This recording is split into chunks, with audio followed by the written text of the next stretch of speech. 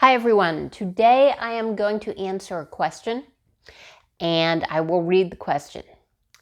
One question I have is about the balance between using our creative abilities to manifest situations which we want versus trusting the universe to bring us what we need to grow spiritually.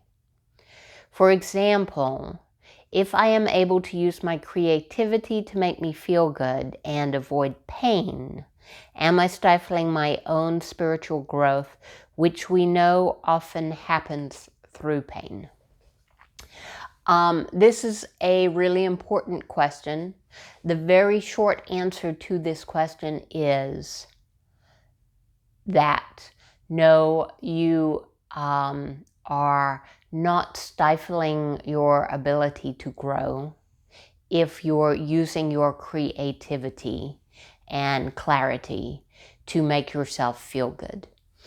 In fact, it's always, always, always the most beneficial path forward for you to follow that which makes you feel better and for you to do things that make you feel better.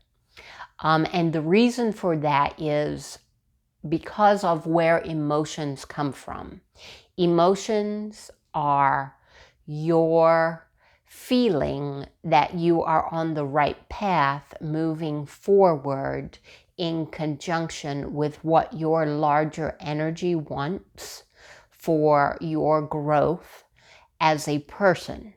So that's what feeling good is. And that possibly is the most important part about all of that. About this question and this answer is that feeling good will always take you to where you want to be in the big picture. It will take you to where you want to be in the moment, but it will also take you where you want to be for spiritual growth, for what your energy had planned for you to learn and work on and achieve and develop during your life. And again, the reason for that is that's what feeling good is.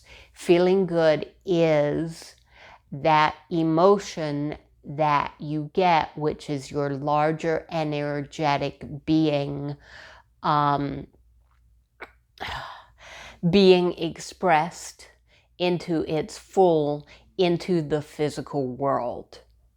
So your larger energetic being is always pushing for you to go somewhere energetically and do something, for you to grow and for you to develop and for you to experience things that will be fun and exciting and move you further as an energy. And when you allow that, you feel what you call positive emotions, like joy and happiness and excitement and also calmness and peace and contentment. All of those are positive emotions. Those emotions are showing you that your larger energy is coming through into the physical world, that you are allowing that larger energy to move and to guide your movements in the physical world. When you don't allow your physical energy to guide and direct your movements in the physical world, you feel pain and any negative emotion, anger, sadness, depression, frustration, irritation, anxiety, whatever type of emotion doesn't feel good. It doesn't feel good because your larger energy is pushing you this way, forward and outwards, and you're pushing back. And that's the conflict of energy is causing tension, and that causes a negative emotion. So always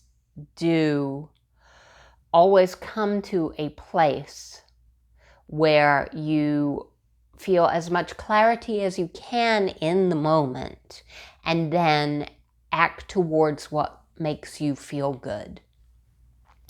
If you look at the question again, one question I have is about the balance between using our creative abilities to manifest situations which we want versus trusting the universe to bring us what we need to grow spiritually. From the context that I am coming from, that question doesn't make a whole lot of sense, because what we need to grow spiritually happens when you manifest situations that you want. Now, it's an important question for sure, because a lot of people have this belief, which is, if I get what I want and I'm happy all the time, then I'm not going to grow spiritually and I'm not going to develop as a person. And that is a belief that is inaccurate, but also will not benefit you, because if you're denying yourself feeling good on purpose, then what you're doing is blocking out the ability of your larger energy to guide you to what you need. Now, what is true is that not having what you want causes you to grow spiritually, because when you don't have what you want in the physical world, or in your mental world, in the energetic space around you, then that causes you to say to yourself, well, I need to change my energy, or I need to change something, and then change happens within you, and then you can see it outside of you. But you never ever need to worry that that won't happen, because the way that we are built energetically, and the way that we're built, the way that the world is built, there's always going to be something in the world or in your lives that isn't exactly where you want it to be. So in other words, your energy will always be pushing you to be more, and pushing maybe isn't the best word, but your energy will always be expanding outwards in ways that encourage you to be more, and guiding you and directing you in ways that will help expand and develop your energy. You don't need to feel pain in order to grow. And you don't have to feel pain if what you see in the world and in your life isn't quite where you want it to be yet. So it is true that you need to keep growing and changing your energy to grow, but you don't need to feel that pain. And that misunderstanding really comes from childhood, when adults who have been taught by their adults, that you cannot always have what you want, and having what you want is not a good idea. And they're always doing that because they want to have what they want. And sometimes it appears to them as if you getting what you want is stopping them from having what they want.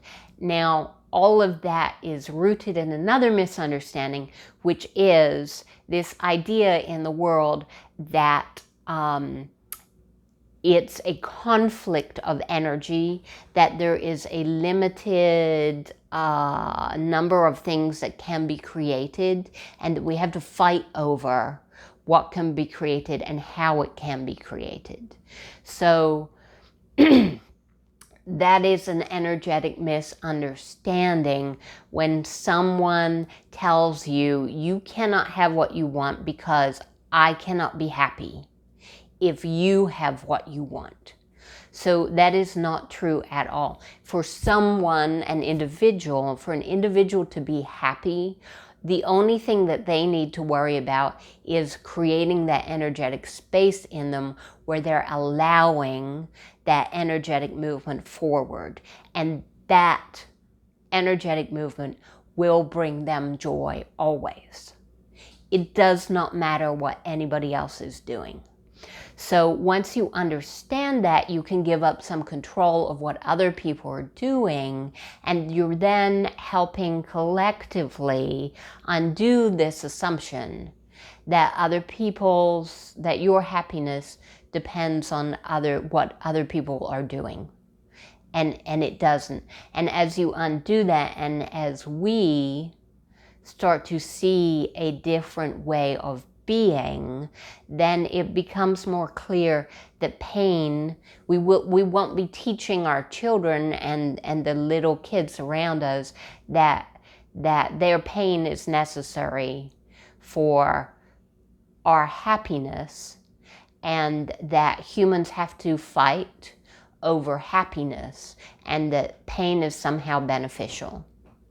It is a lot like the pain system, emotional pain system that we have built in, is a lot like the physical pain system that we have built in. So if you're going to bend your leg, your knee, the wrong way, and it hurts, the reason that it hurts is because it's telling you, don't go this way. It's not going to end up well if you keep bending it that way. And the best thing to do is to listen to that and stop what you're doing and find a way to move the leg back into a position where you don't feel pain. There is zero benefit when you're feeling that kind of pain for you to keep pushing your leg the wrong way and to feel more pain, or to keep your leg in a position that is causing you pain.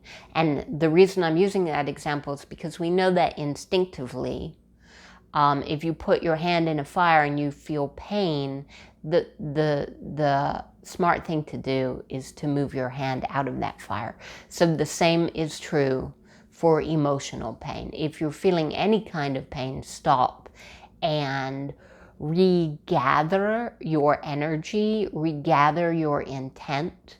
And by what I mean by that is pull back a little and try to connect with your larger energetic being, and try to come to that place of clarity again where you're asking, okay, which way forward is better? That way didn't work. Which way forward is better? And if you're listening to that regularly, you are going to be able to go through life without pain, but with a lot of spiritual growth and development and happiness and joy and fun. And your life will be very full, and the pain is not at all necessary. So that is it for this week, for this day. Thank you so much for the question. I'm definitely trying to get through all the questions and also bring in new content. But I truly appreciate the questions because they help give a lot more focus to this material.